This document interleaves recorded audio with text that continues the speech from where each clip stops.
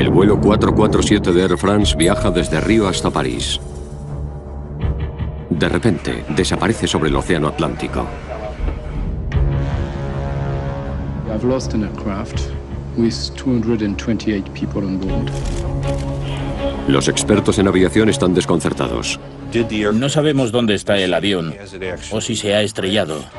La nave es uno de los aviones de pasajeros con tecnología más avanzada que ha volado nunca. Que una 330 desapareciera era algo casi inconcebible. Ahora se han recuperado las grabaciones de la cabina.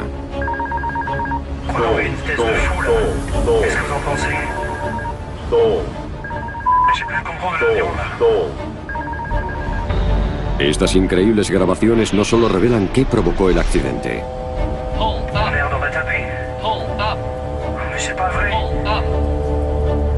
También plantean una pregunta inquietante.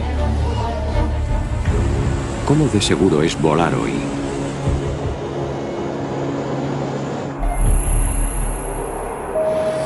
Toda la verdad sobre el vuelo 447. 31 de mayo de 2009, Río de Janeiro, Aeropuerto Internacional de Galeão, 7 de la tarde hora local. El vuelo de Air France, un Airbus 330, despega rumbo a París. El vuelo ha de durar 11 horas.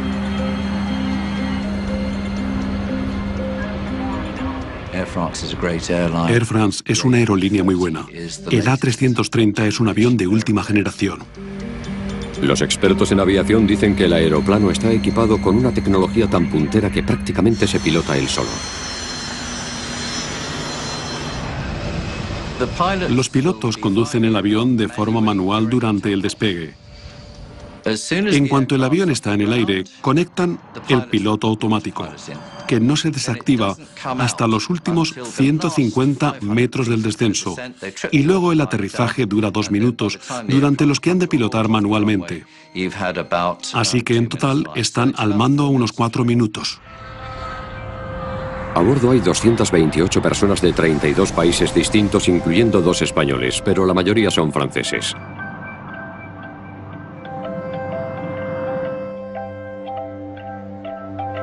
Caroline Soulas y su marido Sebastián, que es auxiliar de vuelo de Air France, acaban de volver de disfrutar 3 días libres en Río. Caroline pudo viajar mucho porque iba a todas partes con su marido, sobre todo a Brasil. Fue 3 veces allí. Se enamoró del país. Antes de embarcar en el vuelo 447, Caroline se puso en contacto con su madre Corinne, que estaba en su casa de París. Antes de salir de Río, a eso de las 7, me mandó un mensaje diciendo: qué pena irme de Río, hace mucho sol. ¿Qué tiempo hace en París? Fue el último mensaje suyo que recibí. 1:35 de la madrugada. El vuelo 447 se pone en contacto por radio por última vez con el control del tráfico aéreo de Brasil.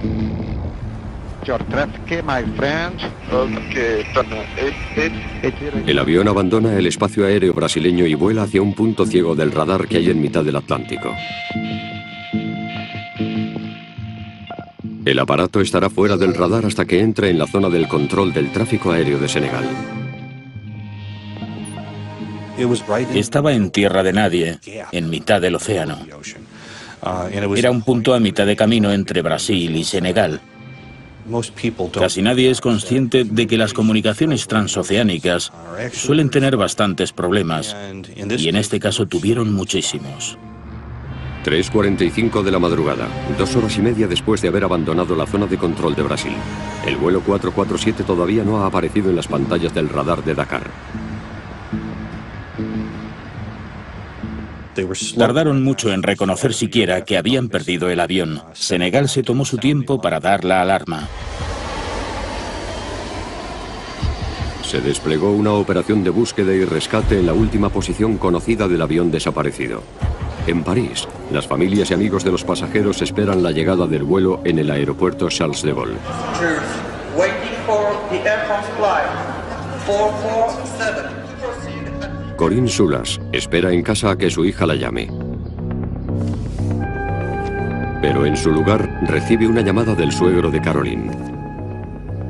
Me llamó para preguntarme cuál era el número del vuelo, porque había oído en la televisión o en la radio que había desaparecido un avión.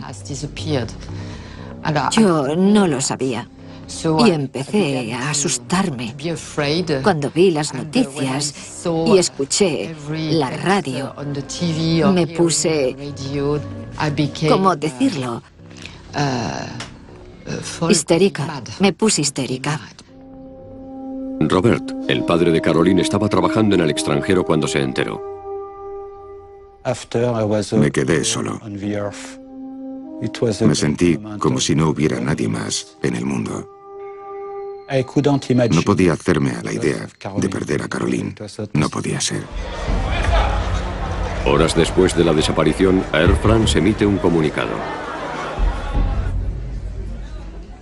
This is a catastrophe, undoubtedly, and we have lost an aircraft with 228 people on board. El vuelo 447 parece haberse evaporado. No hay llamada de socorro, ni rastro del avión en los radares. Tampoco hay testigos ni indicios de que haya habido un accidente. Clues to what happened to Flight 447 are frustratingly few. Al principio había muy poca información. No sabíamos dónde estaba el avión, o si es que se había estrellado, ni tampoco dónde estaban los restos. No parecía que la tripulación estuviera preocupada, porque de ser así hubieran hecho una llamada de emergencia al control aéreo, pero no fue así.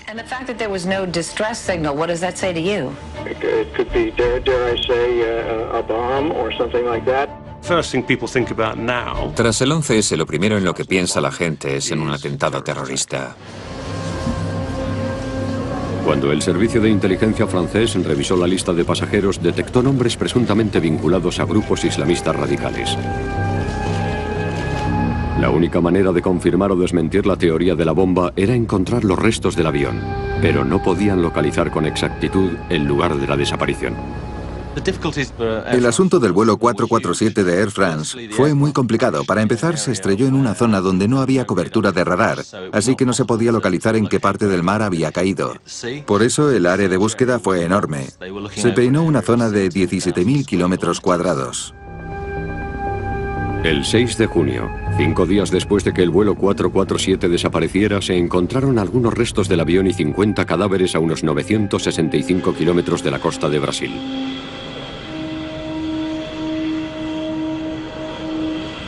Esto refutó la teoría de la bomba, dado que el vehículo estaba entero cuando se estrelló en el agua. El hecho de que los cadáveres que se hallaron flotando provinieran de varias partes del avión da indicios de que el avión estaba intacto y con los pasajeros en su interior cuando se estrelló contra el agua. Pero si el vuelo 447 no se estrelló a causa de una explosión, ¿por qué lo hizo? ¿Cómo es posible que un aparato tan sofisticado y caro provocase la pérdida de tantas vidas?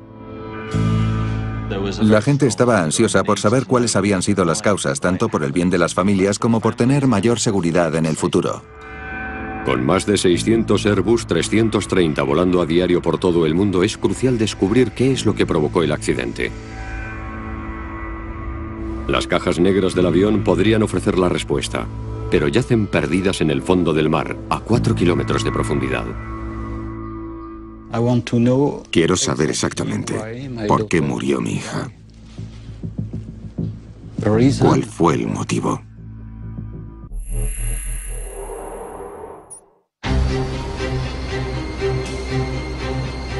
Los investigadores franceses han de descubrir por qué un Airbus 330 de última generación se ha estrellado cerca de la costa de Brasil. Creen que encontrar las cajas negras del avión puede ser la clave para resolver el misterio. Cabía la posibilidad de que nunca encontrásemos las cajas negras. En el pasado ha habido accidentes en los que nunca se han podido recuperar. Un submarino nuclear francés colaboró en la misión de búsqueda. el vehículo es capaz de captar las señales ultrasónicas emitidas por las cajas negras. La vida útil de las balizas localizadoras submarinas es de 30 días. El terreno del lecho marino era muy montañoso, lleno de desniveles enormes. Creo que los había de entre 900 y más de 4.000 metros de profundidad. Pasan 30 días sin éxito. El equipo envía mini submarinos para que peinen el lecho marino. Las cajas negras eran importantísimas.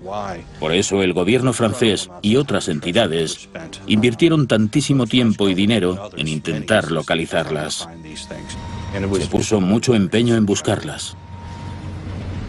Sin embargo, casi 2 años y más de 35 millones de euros gastados después, una de las mayores búsquedas de la historia marítima sigue sin dar resultados. Cuando parecía que jamás se resolvería el misterio de qué fue lo que causó el accidente del vuelo 447, los investigadores franceses recurrieron al equipo norteamericano que localizó los restos del Titanic en 1985.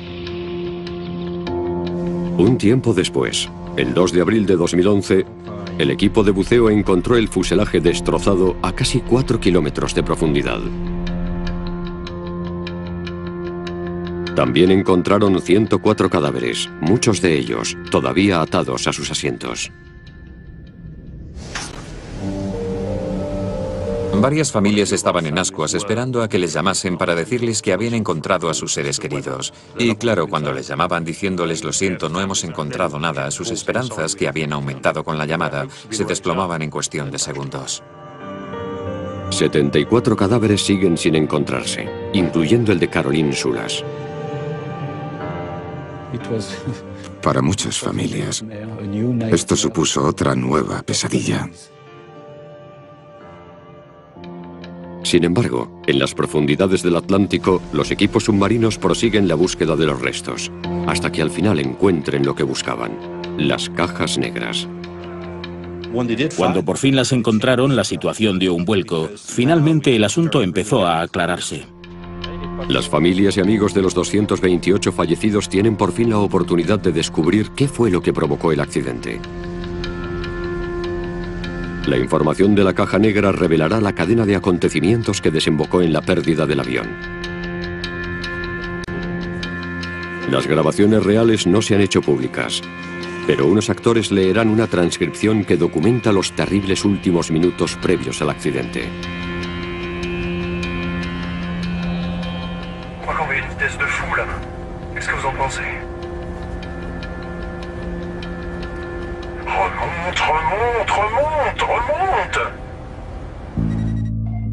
El vuelo 447 abandona Río y se dirige hacia el norte, siguiendo la costa este de Brasil. El avión está bajo el mando del capitán Marc Dubois, de 58 años, que tiene en su haber casi 11.000 horas de vuelo. El segundo piloto, David Robert, tiene 37 años y más de 6.500 horas de vuelo. El tercero es Pierre-Cédric Bonin, cuya mujer también va a bordo esa noche. Bonin tiene 32 años y poco más de 3.000 horas de vuelo, por lo que es el tripulante con menos experiencia. Bonin está sentado en el asiento de la derecha de la cabina. El capitán Dubois se sienta a la izquierda. Robert está haciendo uso de su pausa reglamentaria para dormir y descansa en el cuartito que hay en la parte trasera de la cabina. Ya se ha servido la cena y han atenuado las luces. Se estima que el avión llegará a París dentro de 8 horas y muchos pasajeros aprovechan para intentar dormir unas horas. En la cabina de mando la situación también es distendida.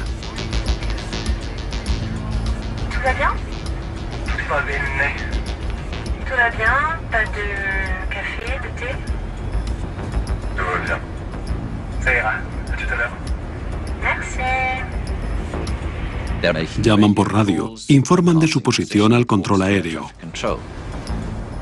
La cosa está bastante tranquila. De noche, en mitad del Atlántico, no hay mucho que hacer. El capitán Dubois es un veterano del trayecto Río-París y le señala a su joven primer oficial Bonnen algo interesante.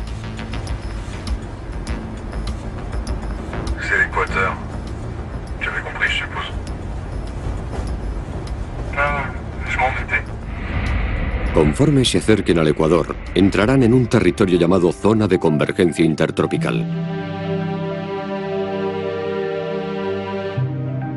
Esta zona es famosa para los aviadores porque provoca un tiempo convectivo y tormentas. La noche del accidente del vuelo 447 fue bastante interesante porque hacía muy mal tiempo. Michael de Villiers ha analizado los patrones climáticos de la noche del accidente. Aquí se ve que la previsión meteorológica del mapa indicaba que habría bastante actividad tormentosa. Las tormentas son probablemente el fenómeno meteorológico más peligroso. Las corrientes de aire ascendentes y descendentes pueden provocar que el avión dé bandazos y en caso de ser una tormenta muy fuerte puede llegar a causarle daños estructurales. Hay hielo, granizo, rayos, eso también puede dañar el avión. Hay cumulonimbos de tormenta enormes que pueden elevarse hasta una altura de 15 kilómetros, lo que impide que los aviones comerciales puedan sobrevolarlos. A veces lo que hay que hacer es pensar qué trayectoria y rumbo vas a tomar para intentar evitarlos. Pero al capitán Dubois no parece preocuparle, y el vuelo 447 mantiene el rumbo.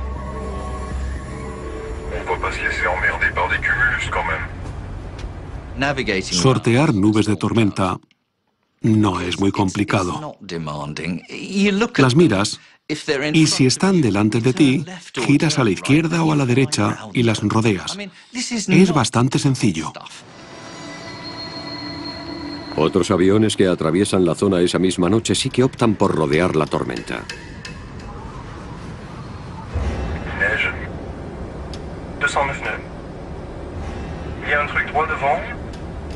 Il y en a un autre derrière. Hein? Oh merde, non. Je baisse un peu la lumière intérieure pour voir dehors. Ouais. J'allume les feux pour voir. Ah voilà. Quoi?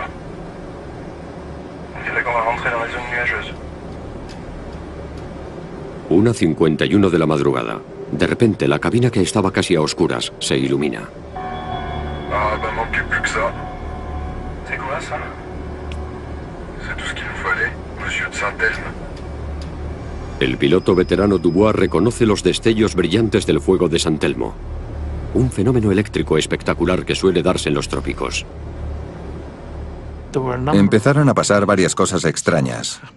Hubo una especie de brillo azul que era el fuego de San Telmo. Eso proyectó una luz muy rara e inquietante hacia el interior de la cabina. El fuego de San Telmo no es más que una descarga en el parabrisas. Una especie de perdigones de hielo con carga eléctrica golpean el cristal, liberan la carga y entonces surgen esos patrones que recorren el vidrio.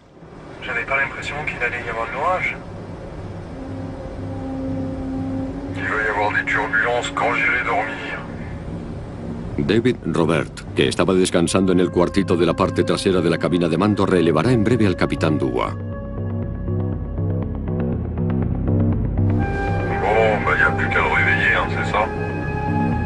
El capitán Dubois quiere aclarar quién va a pilotar el avión mientras él descansa antes de que llegue Robert.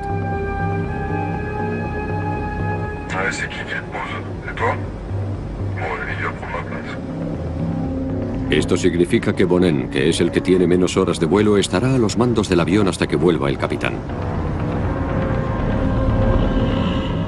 Si el capitán se toma un descanso, lo normal sería que la prioridad fuese que la persona con más experiencia tomase el mando y se sentara donde le corresponde.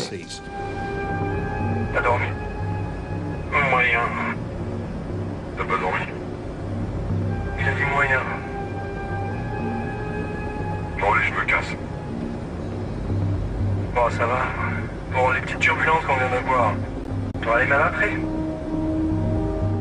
Me pareció curioso que el capitán decidiera descansar durante la que creo que es, sin lugar a dudas, la parte más complicada del trayecto en lo que al clima se refiere. Yo hubiera dicho que esa sería precisamente la parte en la que el capitán querría estar presente. Él estaba bastante satisfecho con su elección. Echando la vista atrás, quizá no fuera la decisión más sabia. Minutos después de que el capitán Dubois salga de la cabina de mando, el tiempo empeora. On va les appeler à l'arrière pour leur dire. Oui. Oui, Marilyn, c'est Pierre devant. Dis-moi, dans 2 minutes, on devrait passer une zone où ça devrait bouger un peu plus. Il faudra vous méfier. D'accord. On s'assoit alors? Ouais, je pense que ça serait pas mal. Je te rappelle dès qu'on est sorti de là.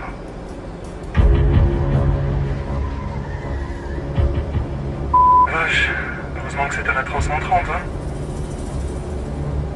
C'est clair. Moins 42 degrés. Robert sugiere cambiar de rumbo para evitar las nubes de tormenta. Tu veux pas tirer un peu plus sur la gauche, là? Excuse-moi. J'ai dit, tu veux pas un peu plus tirer sur la gauche? Cuando Bonin gira el avión 12 grados a la izquierda, un penetrante olor parecido al del cloro invade la cabina de mando. T'as touché la clim? J'ai rien touché du tout. Si c'est pas la clim, c'est quoi cette odeur? C'est l'ozone. Robert, que ha volado muchas veces por los trópicos, reconoce de inmediato el extraño olor. Sin embargo, su joven compañero parece alterarse. C'est quoi ça? C'est un rapport avec l'électricité? Non, l'ozone, c'est de l'air chargé d'électricité. Non. Ah, d'accord. Hay olores raros en la cabina.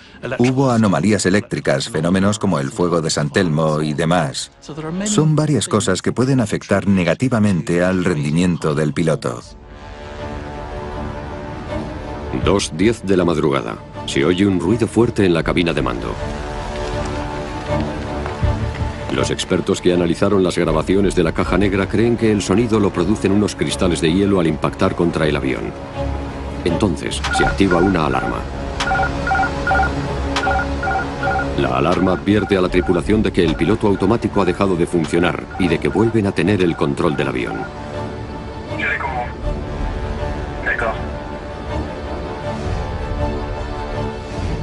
Bonin, que está en el asiento del copiloto, se hace con el control manual del avión. Ahora su compañero Robert, que tiene más experiencia, es en la práctica el copiloto. Lo que la tripulación desconoce es que el descenso de la temperatura ha causado que el hielo bloquee 3 sensores muy importantes llamados tubos de pitot. Básicamente, el sistema de tubos de pitot detecta la velocidad con la que el aire impacta contra el avión. Al bloquearse, el indicador se puso a cero y perdieron la información de la velocidad. Es como si el avión hubiera dicho: esta información no sirve para nada, vaya basura. Voy a quitar el piloto automático y que los pilotos tomen el mando. Ahí es donde ellos empiezan a ganarse el sueldo. Pero tampoco es una situación tan grave. Lo único que pasa es que no reciben datos sobre la velocidad. En teoría, cuando se derrita el hielo, los sensores de pitot deberían de volver a funcionar.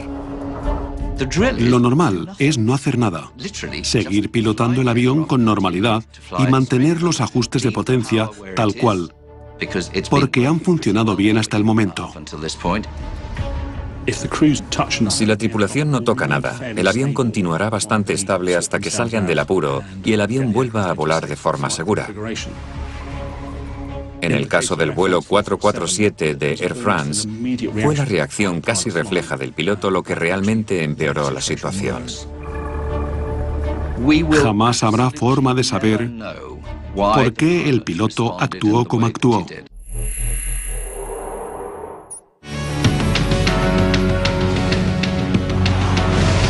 El vuelo 447 de Air France se ha adentrado en una tormenta y los sensores de velocidad no funcionan. El piloto automático está desactivado y la tripulación ha recuperado el control del aparato. El capitán está en la sala de descanso. El primer oficial Bonin pilota el avión de forma manual. Su compañero, el oficial David Robert, que tiene muchas más horas de vuelo que él, se ocupa de la comunicación por radio.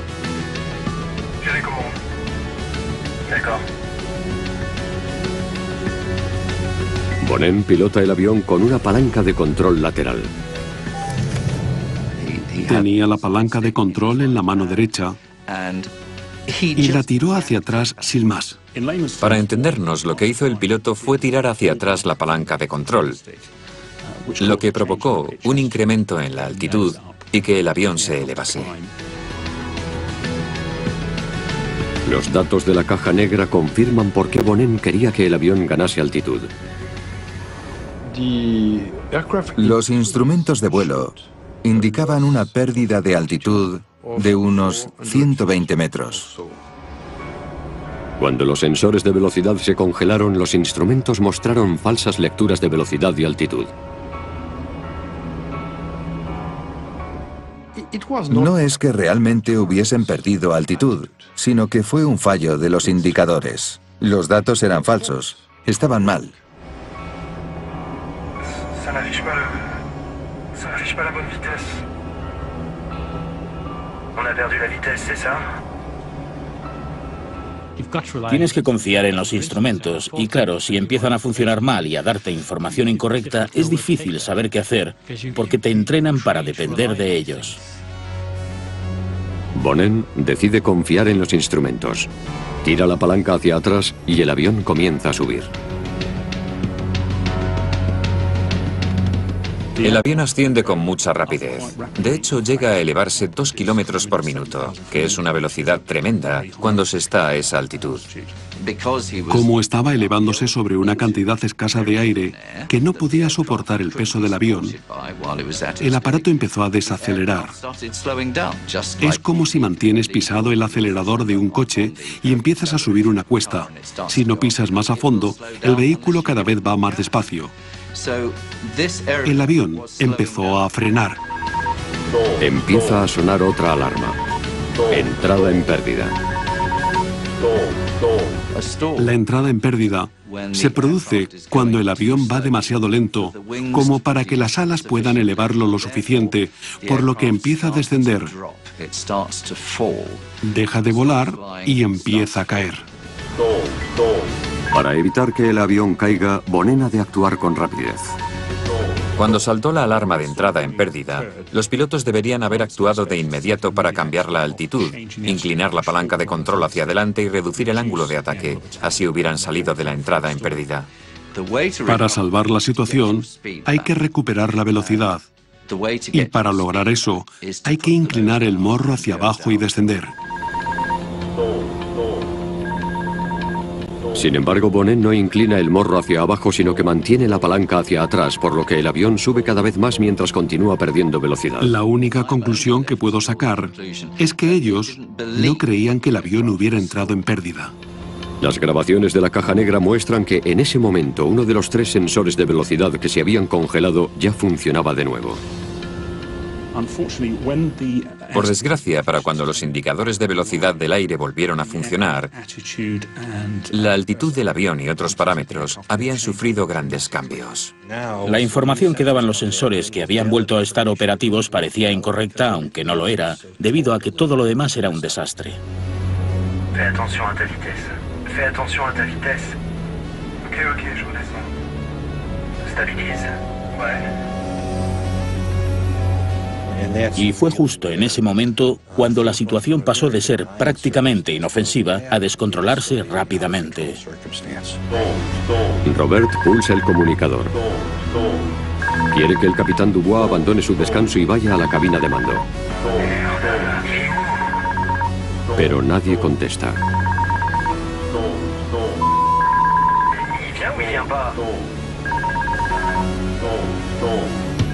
En estos momentos el vuelo 447 de Air France está a algo más de 11 kilómetros sobre el mar y sigue en ascenso. Una vez que estás ascendiendo a mucha velocidad, esta disminuye muy rápidamente. Si siguieras tirando la palanca hacia atrás, la velocidad de elevación aumentaría hasta un punto en el que la velocidad del avión disminuiría hasta que el aparato entrase en pérdida, y entonces la situación daría un vuelco. A casi 11 kilómetros y medio de altura, el vuelo 447 comienza a caer.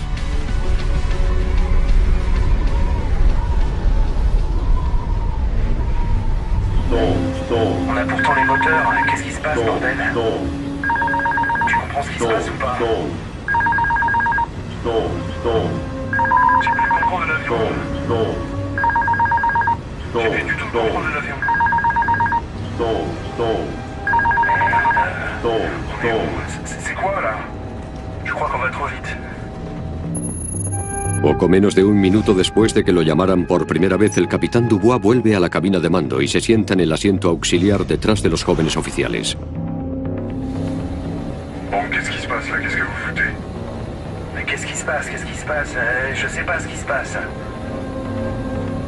Vers le contrôle de l'avion. On a totalement perdu le contrôle de l'avion. On comprend rien. On a tout tenté.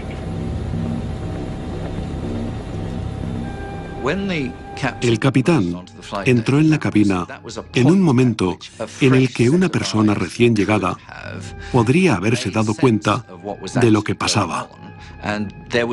Aún daba tiempo a salvar el avión. No hubo ninguna conversación sobre lo que había pasado ni de cómo habían llegado a ese punto. En mi opinión, es muy complicado que alguien que acaba de entrar en la cabina se dé cuenta al momento de que el avión ha entrado en pérdida, de que caen a 3 kilómetros por segundo con el morro elevado y que además sepa lo que hay que hacer. Alors tiens, prends ça. Prends ça. Le problème, c'est que j'ai plus de l'avion. D'accord. El bariómetro es el instrumento que mide la velocidad vertical del avión y ha dejado de funcionar. J'ai plus rien qui s'affiche. On n'a pas une seule indication valide. Los indicadores mostraban lecturas incorrectas y los tripulantes intentaban encontrarle el sentido a los datos correctos y al comportamiento del avión. Se esforzaban para diferenciar la información fiable de la que no lo era. Como Bonin aún mantiene la palanca de control echada hacia atrás, el morro del avión continúa elevado y el aparato sigue en pérdida.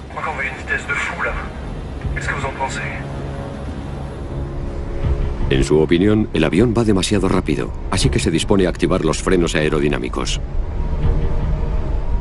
Eso es justamente lo que no debería haber hecho. El problema era que ya iban demasiado lentos y no tenían la suficiente elevación, por lo que frenar solo hubiera empeorado la situación. David Robert le dice inmediatamente al piloto que no lo haga. No, surtout sors pas les freins. ¿No? Ok. Les sors pas. El avión desciende hasta una altura inferior a 9 kilómetros, pero todavía están a tiempo de salir de esta. Si hubieran orientado el morro del avión hacia abajo y hubieran aplicado la suficiente potencia, podrían haber salido de pérdida y haberse recuperado por completo. Como el avión estaba intacto, podrían haber continuado el trayecto sin más. Robert asume el mando del avión sin dar el aviso oral habitual. Tampoco se da cuenta de que Bonin sigue tirando de la palanca hacia atrás y la tripulación se centra en enderezar las alas en lugar de en orientar el avión hacia abajo y darle más potencia para salir de pérdida.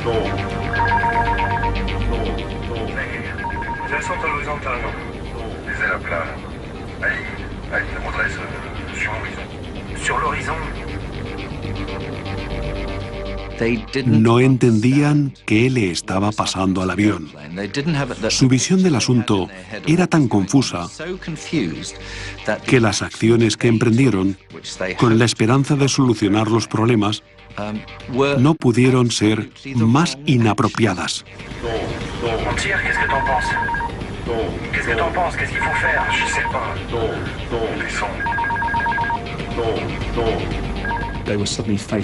De repente se encontraron con una situación que nunca habían vivido, por lo que se quedaron paralizados y desconcertados durante unos instantes.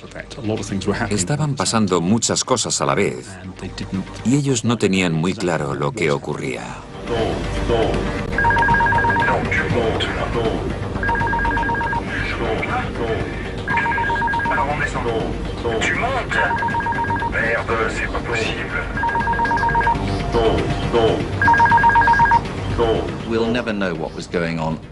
Nunca sabremos qué pasaba por las mentes de los pilotos. Lo único que está claro es que estaban confusos, pero jamás sabremos en qué pensaban exactamente. La alarma de entrada en pérdida, que había sonado 58 veces, se para. El ordenador dejó de avisar a los pilotos de que el avión había entrado en pérdida, porque ya ni siquiera reconocía la situación en la que se encontraban. Los ordenadores se apagaron como diciendo, lo siento, no tengo datos con los que trabajar, así que me largo. El avión desciende a toda velocidad hacia el océano, que está a unos escasos 6 kilómetros más abajo. El avión descendió así, a una velocidad media de entre 3 y 4 kilómetros y medio por minuto. Eso es una barbaridad y produjo un estruendo terrible. El ruido aerodinámico fue tremendo, porque las alas provocaron muchas turbulencias. Robert cree que tiene el control del avión, pero no parece darse cuenta de que Bonin continúa inclinando la palanca hacia atrás, por lo que el morro sigue elevado.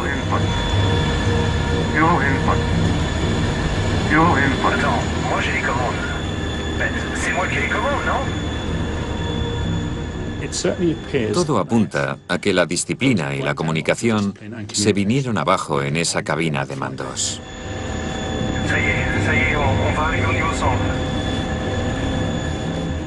Estaban volando al nivel 100, que equivale a poco más de 3 kilómetros. Creo que ese fue el momento en el que pensaron, tuvieron tiempo para solucionarlo, pero aquí ya era difícil que se salvaran. El avión caía a plomo, como si fuera una piedra. Ya no volaba, solo caía. Y lo hacía con el morro apuntando hacia arriba.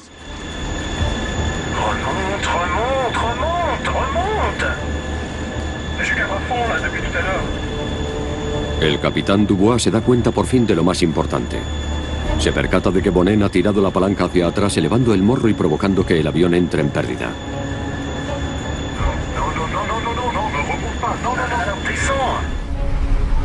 Robert sabe que para salir de la tormenta ha de conseguir que el morro del avión apunte hacia abajo.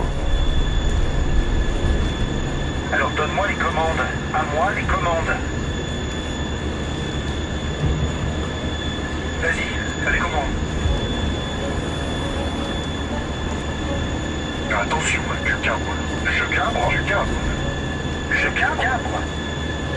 Là, il faudrait, là. On est à 4000 pieds. Tu cabres, là.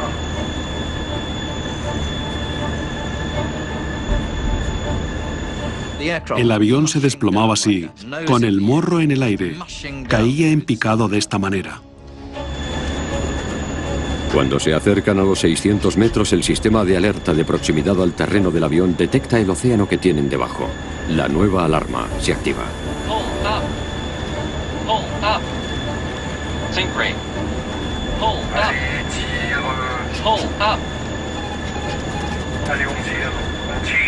On tire. Pull up. On va taper. Pull up.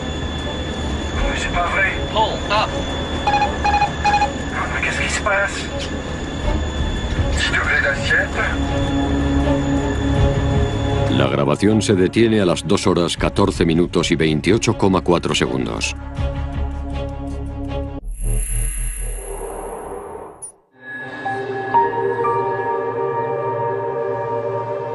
...228 personas murieron en el vuelo 447 de Air France. El accidente también destrozó las vidas de muchos familiares y amigos de las víctimas.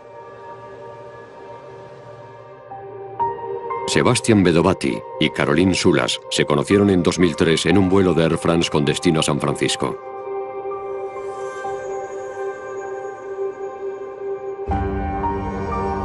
Seis años después, murieron en el vuelo 447 de Air France. Me encanta esta foto, porque se ven los anillos. Y yo tengo uno igual. Estaban muy enamorados. Sus padres, Robert y Corinne, visitan a menudo el monumento dedicado a los pasajeros y la tripulación del vuelo que hay en el cementerio del Père Lachaise. Su hija no tiene tumba porque nunca se recuperó el cuerpo. El problema también es que eran pareja. Y como el cuerpo de Sebastián se recuperó, pero el de Caroline no, Van a estar separados eternamente. Espero que no notara nada antes del impacto, del choque. Pero no estoy seguro de que fuera así. Una de las cosas que me preguntan es, ¿mi padre, marido, hijo, hermano o hermana sabía lo que estaba pasando? Para mí el momento más duro fue hablar con la familia de un joven que volvía de visitar a su abuela en Río. Solo me hicieron una pregunta. ¿Sufrió? Una madre me preguntó, ¿mi hija se enteró de lo que pasaba? Es que muchos amigos me han dicho que es imposible que notase nada porque estaría inconsciente. Me sentí obligado a contarle la verdad, que es, me temo, que seguro que siguió con vida durante la caída de 3 minutos y medio. Puede que estuviera dormida, y ojalá fuera así, pero la caída debió de ser turbulenta y descontrolada, así que es muy probable que se enterase. En una rueda de prensa en París, Air France defendió a ultranza a sus pilotos y agradecieron la dedicación de los 12 miembros de la tripulación que murieron en el siniestro. C'est dans un environnement de pilotage extrêmement dégradé que l'équipage, qui rassemblait à la fois les compétences du commandant de bord et des 2 copilotes, est resté engagé jusqu'au bout et jusqu'aux derniers instants. Habría que preguntarse cómo es posible que 3 pilotos cualificados y con experiencia no pudieran averiguar qué le pasaba al avión y por qué se precipitaba hacia el océano. Eso es un fallo del sistema, no un error del piloto. Un informe del BEA a la Oficina de Investigación de Seguridad francesa descubrió que el accidente fue el fruto de un conjunto de factores técnicos y humanos. Todo empezó cuando los sensores de velocidad del vuelo 447, también llamados tubos de pitot, fallaron en su funcionamiento, desactivando así el piloto automático. Thales, la empresa fabricante de los tubos de pitot, dijo que los tubos tuvieron que funcionar en un entorno muy adverso y no se encontraban en una situación que se ajustase a los parámetros especificados ni a los requerimientos de la certificación.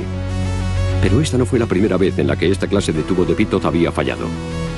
La Agencia Europea de Seguridad Aérea estaba al corriente de que había habido 17 casos de fallos de tubos de pitot entre 2003 y 2008. La AESA afirma que no les dijeron que las tripulaciones hubiesen tenido problemas para solucionar las dificultades. Los tubos de pitot estaban diseñados para cumplir controles de calidad exigentes y por lo tanto no estaba justificado que se tomasen medidas de forma obligatoria. Air France sabía que los tubos habían dado problemas y había acordado cambiarlos por otros en cuestión de meses, aunque funcionaban. Lo que no estaban dispuestos a hacer era paralizar toda su flota de Airbus mientras sustituían los tubos por unos más modernos. Ellos creían que podían seguir funcionando de forma segura. Airbus, el fabricante del A330, también hizo hincapié en que los tubos de pitot del avión cumplían todos los requisitos de seguridad. Los 3 tubos de pitot cumplían los requisitos de certificación. Después del accidente volvieron a ponerse a prueba y siguieron superando los test. De hecho, cumplieron los mínimos exigidos con un ancho margen. Tras el accidente, la AESA dictaminó que la instalación de nuevos tubos de pitot era obligatoria. Desde agosto de 2009, toda la flota de A330 de Air France está equipada con los tubos nuevos. El informe de investigación también recomendó que se mejoraran los sistemas de alarma de entrada en pérdida y el instrumental de las cabinas de los A330, especialmente el asistente de navegación de rumbo del avión, el director de vuelo. El director de vuelo confundió las cosas. Y hay que tener en cuenta que, como ya hemos dicho, los ordenadores estaban confusos y aún tendían a seguir las órdenes del director. Airbus dijo que los pilotos no hicieron caso de los procedimientos operativos y que deberían haber desconectado el director de vuelo en cuanto perdieron las lecturas de velocidad. Sin embargo, afirman que examinarán rigurosamente todas las recomendaciones dictadas por el BEA. ¿Pero conlleva siempre la tecnología punta una mayor seguridad en los vuelos? Puede que los aviones en sí sean sencillos de pilotar. Puede que tengan sistemas automatizados para asistirte en la tarea. Puede que también dispongan de ordenadores que calculen datos con una precisión increíble, pero son aparatos tremendamente complejos. Si algo sale mal, es como si tu ordenador funcionase mal. Los aviones actuales son un enorme conjunto de ordenadores. Entonces, ¿podemos confiar en que los profesionales todavía sepan pilotar? La tripulación del vuelo 447 de Air France había recibido un entrenamiento completo y estaba plenamente cualificada, pero los investigadores franceses recomendaron que los pilotos se sometieran a un entrenamiento adicional.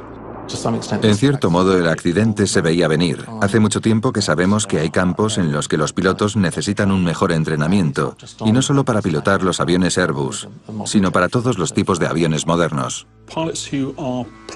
Los pilotos que se acostumbran a dar prioridad a la utilización de los sistemas automáticos pueden acabar perdiendo habilidades de vuelo manual, y esto es algo que preocupa a la industria.